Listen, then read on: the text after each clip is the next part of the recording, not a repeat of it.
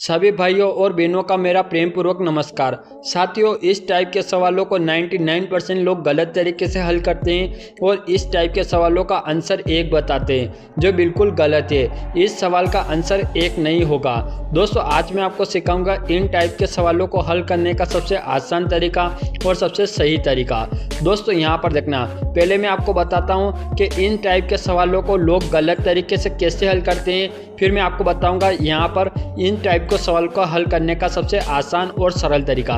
दोस्तों, लोग इसको कैसे हल करते हैं, यहाँ पर देखना। वो क्या कहते हैं, सबसे पहले कि 5 गुना 5 दे रखा है, तो वो क्या कहते हैं, सबसे पहले इन दोनों का गुणा कर देंगे। तो 5 गुना 5 कितना होता है, 25 होता है। फिर ये भाग का चिन्ह ऐसा कैसे लगाते हैं, फिर वो इन दोनों का गुणा कर देते हैं। 5 और 5 का गुणा करते हैं, कितना आता है, 25 आता है। फिर वो क्या करते हैं, इस 25 में इस 25 का भाग लगाते हैं, तो कितना आंसर आता है, 1 आंसर आता है। तो इस सवाल का आंसर वो कितना बताते हैं, 1 बताते हैं, जो कि बिल्कुल गलत है। इस सवाल का आंसर 1 नहीं होगा। आइए मैं आपको बताता हूँ इस सवाल का सही तरीके से कैसे हल किया जाता है। दोस्तों, इस सवाल को हल करने के लिए हम बोर्ड मास के नियम का उपयोग करते हैं। तो बोर्ड मास का नियम क्या होता है, यहाँ पर देखना। बोर्ड मास का नियम क्या होता है, बोर्ड मास में यहाँ पर देखना, बोर्ड मास में बी का मतलब क्या होता है, ब्रैकेट।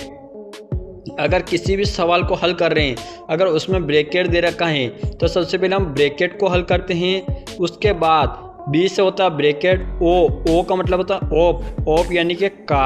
अगर फिर का दे रखा हो तो फिर हम उसको हल करते हैं। फिर डी का मतलब होता है डिवीज़न, अर्थात भाग का चिन्ह। फिर भाग का चिन्ह दे रखा हो तो उसको हल करते हैं। एम का मतलब होता है मल्टीप्लाई, अर्थात गुणे का चिन्ह।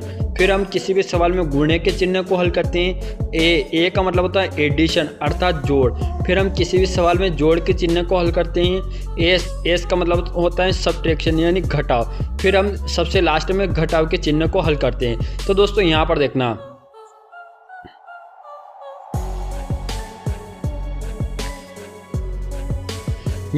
दोस्तों, अपना सवाल क्या है, अपना सवाल यहाँ पर देखना। अपना सवाल क्या दे रखा है, 5 गुणा 5 भागित 5 और गुणा 5।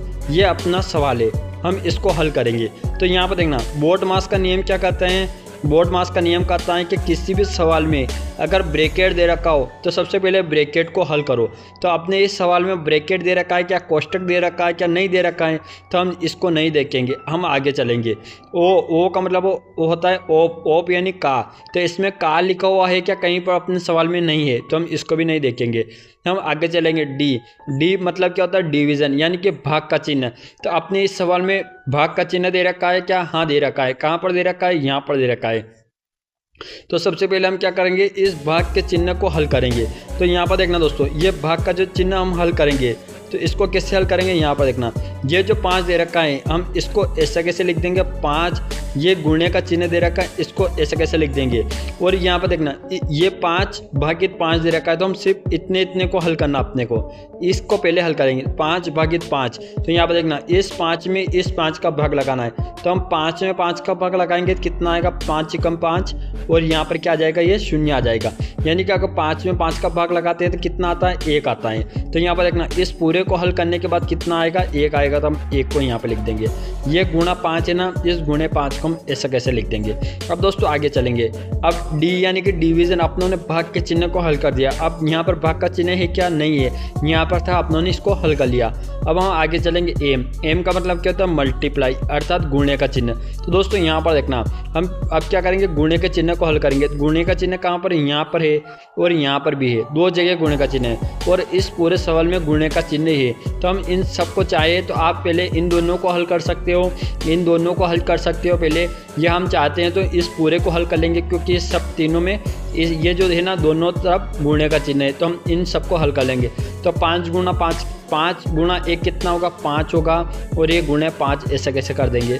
फिर अब इन दोनों का आपस में गुणा कर देंगे, तो 5 और 5 का गुणा करेंगे तो कितना आएगा, 25 आएगा। तो इसका सही आंसर कितना आया, इसका सही आंसर आया 25, ना कि 1। इस सवाल का आंसर 1 नहीं होगा, इसका आंसर होगा 25।